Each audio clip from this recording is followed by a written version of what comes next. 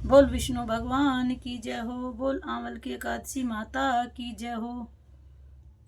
मानधाता जी बोले, हे वशिष्ठ जी, यदि आप मुझ पर प्रसन्न हैं तो व्रत की कथा कहो जिससे मेरा कल्याण हो। वशिष्ठ जी बोले, हे राजन, सब व्रतों से उत्तम और अंत में मोक्ष देने वाला आंवल की एकादशी का वर्णन करता हूँ। यह फाल्गुन माह के शुक्ल पक्ष में होती है। इस व्रत का पुण्य 1000 गोदान के फल के बराबर है। मैं आपसे एक पौराणिक कथा कहता हूँ। एक वैदिक नामक नगर में ब्राह्मण, वैश्य, क्षत्रिय, शूद्र चारों वर्ण आनंद पूर्वक रहते थे। उस नगर में चैत्रथ नामक चंद्रवंशी राजा था। वह महाविद्वान था, धार्मिक था। वहां के निवासी वृद्ध से बालक प्रत्येक एकादशी का व्रत करते थे। एक समय फाल्गुन मास के शुक्ल पक्ष को आंवल नामक एकादशी आई। उस दिन राजा से प्रजा तक, वृद्ध से बालक तक सबने हर्ष सहित उस एकादशी का व्रत किया। राजा अपनी प्रजा के साथ मंदिर में जाकर पूर्ण कुंभ स्थापित करके तथा धूप दीप नैवेद्य रतन छत्र आदि से धात्री का पूजन करने लगे।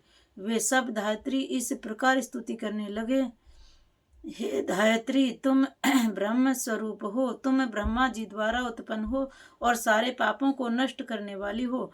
तुमको नमस्कार है। अब तुम अर्ध स्वीकार करो। तुम श्री रामचंद्र जी द्वारा सम्मानित हो। मैं आपकी प्रार्थना करता हूँ, मेरे समस्त पापों को हरण करो। उस देवालय में रात्रि को सबने जागरण किया। रात्रि के समय उस जगह एक बहेलिया आया। वह महापापी तथा दुराचारी था। वह भूखा प्यासा था। उस जगह विष्णु भगवान की कथा एकादशी महात्म्य सुनने लगा। बहेलिया ने उस रात्रि को अन्य लोगों के साथ जागकर व्यतीत किया। प्रातः काल होते ही सभी लोग अपने अपने घर गए। कुछ समय बीतने के पश्चात उस बहेलिया की मृत्यु हुई और उस आंवल की एकादशी के व्रत तथा जागरण के प्रभाव से उसने राजा विदुरथ के घर जन्म लिया। उसका नाम वसुरथ रखा गया। बड़े होने पर वह चतुरांगनी सेना के सहित तथा धन धान्य से युक्त होकर 10 सहस्र ग्रामों का पालन करने लगा। वह तेज में सूर्य के, क्रांति में चंद्रमा के और वीरता में विष्णु भगवान और क्षमा में पृथ्वी के समान था। वह अत्यंत धार्मिक, सत्यवादी, कर्मवीर और विष्णु भक्त था। वह सदैव यज्ञ किया करता था।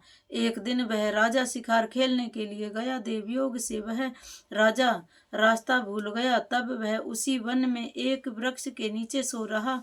उसी समय पहाड़ी मलेच्छ वहां आए और राजा को अकेला देखकर उस पर मारो मारो का शब्द करके टूट पड़े।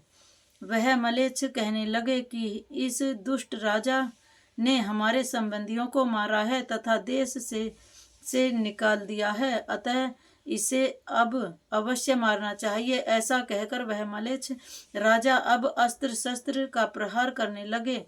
उनके अस्त्र शस्त्र राजा के शरीर पर गिरते ही नष्ट हो जाते और उसको पुष्पों के समान व्यतीत होते।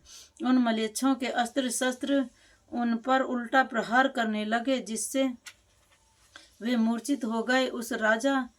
उस समय राजा के शरीर से एक दिव्य स्त्री प्रकट हुई, जो अत्यंत सुंदर तथा सुंदर वस्त्रों तथा आभूषणों से अलंकृत थी। उसकी भ्रुकुटी टेढ़ी थी। आँखों से लाल लाल अग्नि निकल रही थी। वह मलेच्छों को मारने दौड़ी और समस्त मलेच्छों को काल के गाल में पहुंचा दिया। अब राजा जब जगा तब इन मलेच्छों को मारा हुआ देखकर सोचने लगा कि इन शत्रुओं को किसने मारा है। अब वह राजा ऐसा विचार कर रहा था, तभी आकाशवाणी हुई और कहने लगी, हे राजन, इस संसार में तेरी विष्णु भगवान के अतिरिक्त कौन रक्षा कर सकता है। इस आकाशवाणी को सुनकर राजा अपने नगर को वापस आ गया और सुख पूर्वक राज करने लगा। महर्षि वशिष्ठ जी बोले, हे राजन, यह सब आंवल की एकादशी के व्रत का प्रभाव था। जो मनुष्य इस आंवल की एकादशी को व्रत करते हैं वे सब प्रत्येक कार्य में सफल होते हैं और अंत में विष्णु लोक में जाते हैं। बोल पाप मोचनी एकादशी माता की जय हो। बोल विष्णु भगवान की जय हो।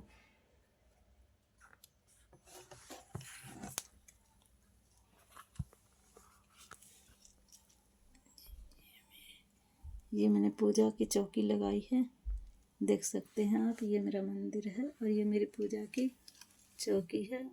आप सब बताएं मेरी पूजा कैसी लगी।